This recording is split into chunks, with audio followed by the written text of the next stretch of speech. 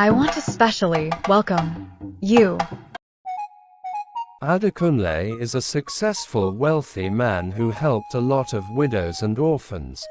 He was known for his kindness and generosity. He was loved by many in his hometown as he would always go back home during the festive season to share things and cash gifts to his people, but Adi, as he was popularly called, was also gossiped to have used his manhood to make wealth. He was called the oldest bachelor in the community, and many couldn't understand why a handsome, rich man like him refused to get married, despite pleas and advices from his elders and age groups. It was another season to visit home, and Adi as usual bought several foodstuffs, wrappers and other items which he intends to give out to his villagers, most especially the widows. On arrival, his mum was sighted at the balcony, looking like one mourning a loved one. The neighbors gathered as usual to welcome him while his mum was just seated and staring. He walked up to his mum to prostrated. Eku iya mami. Mom. Adi, what is good about today? Adi. Mami. Kilasele. Hope all is fine. Mom. Adi, why do you want to kill me before my time? Why have you refused to get married? Adi. Mommy, I will get married when it's time. Mom. Adekunle, all your mate are all married with grown-up children. Is it when you have white hair that the time will be right? I will get you a wife again, and if you reject her, then I will kill myself. Adi. Mommy. I will get married soon, I promise. Adi hugged his mum while assuring her that he would soon bring a wife home. A day after the New Year celebration, Adi set to leave the village on urgent business trip, which made his mother's plan not to pull through. But Adi could see that his lack of will to get married was seriously affecting his mother. He became determined to see if he could find someone of whom to make kids with, as he no longer believed in love. Adi arrived Lagos to pick his documents and was set to leave for Abuja for his business meetings. After Adi concluded his meeting, he decided to stay a few more days to tour round the Federal Capital Territory. That blessed afternoon, as Adi drove round the city, visiting different construction sites, he sighted a well-organized local amala joint and decided to get lunch.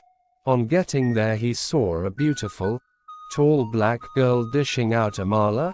Carried away by her beauty and diligence, he sat down gazing at her subconsciously and was attended to by Chidera, popularly called Omo Igbo, the owner of the roadside restaurant.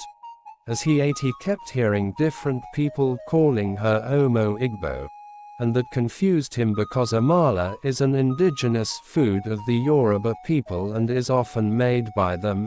Questions ran through his mind and beauty filled his eye.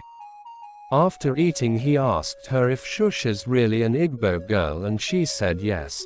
He introduced himself to her and pleaded for her contact, which she reluctantly gave him. He then asked her when she will be closing so they can sit and talk, but she refused to declose it to him, so he continued his tour with the hope of coming back to meet her in the evening. But unfortunately she had gone home when he returned. He checked back to his hotel. In the night he decided to call her, but she didn't pick for all the times he called. The next day after his workout, he went back to the construction site in search of her, but she hasn't resumed yet. He patiently waited till she resumed. He helped her unpack her food and set it up for the day. He also asked her why she didn't pick his call, and she replied that she's too busy for calls. Adi, a little bit frustrated, pleaded with her to just let him be her friend. He asked her why she's not on WhatsApp, and she complained of not having time to chat, so she disabled her WhatsApp. As they got talking, Chidera started loosening up to him, and by afternoon, when Adi left. Chidera had promised to pick his calls and also told him what time she would be closing. That same evening Adi went to assist Chidera pack, with the intention of telling her how fast he's falling for her, but it didn't go well as Chidera turned him down, stating she doesn't know him well enough to date him, but she promised to friends with him. The next day Adi left Abuja to Lagos, but they kept in touch and talked all night long tirelessly. The love he had for her deepened and Chidera also started falling for him too. Soon they began dating.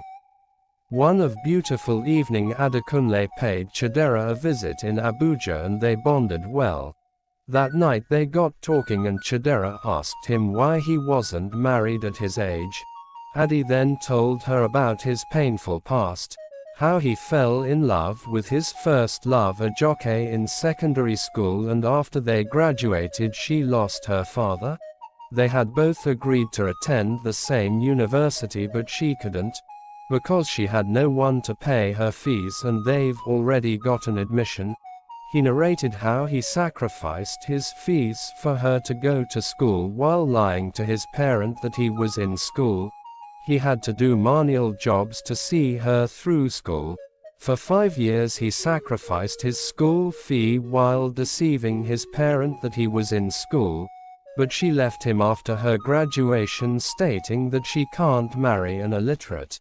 He begged and begged but she ignored him and married another man. He disclosed how he fell into depression and almost took his life, and that event made him hate women and swore never to get married. He emphasized on how his life was delayed. He had to enroll into an open university while working to sponsor himself, the trauma he went through and lies he had to tell to his vulnerable parent. He stated that the moment he met her, for the first time in a long while, he felt something for the opposite gender and that he was in for marriage as he was no longer a child and wouldn't want to go through any heartbreaks. Chidera sympathized with him and also opened up to him on how she lost her rich parent in a ghastly mother accident and was left with her younger brother to fend for. Her uncles confiscated all her father's property.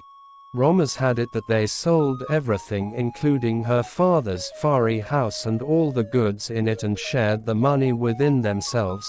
She had to run to Abuja with her brother to seek a better life, and that it has been 7 years since they left their hometown. Adi and Chidera's love grew and in few months Adi proposed to her, which she joyfully accepted. They both first traveled down to Chidera's village to see her wicked uncles.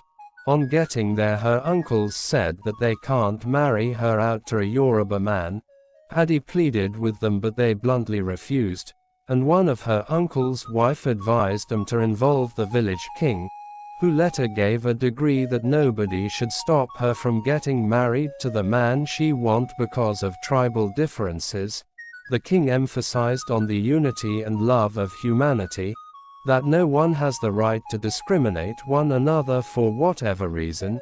Chidera also told the king how her uncles treated her and her siblings when she lost her parents 7 years ago.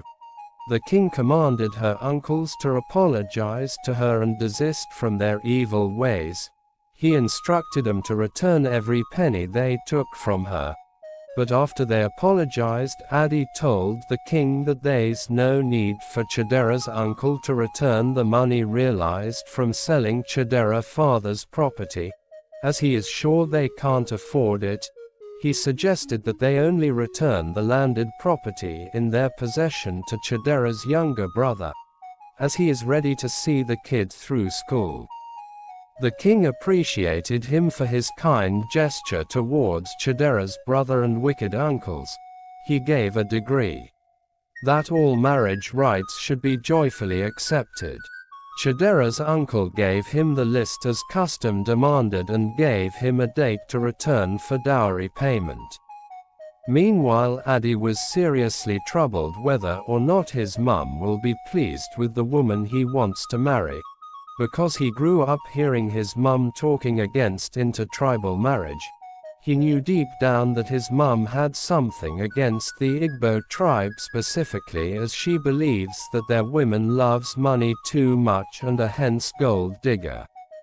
So he was determined to convince her, but to his outermost surprise his mother didn't say anything against this choice for a life partner when he introduced Chidera to her as the woman he wants to marry.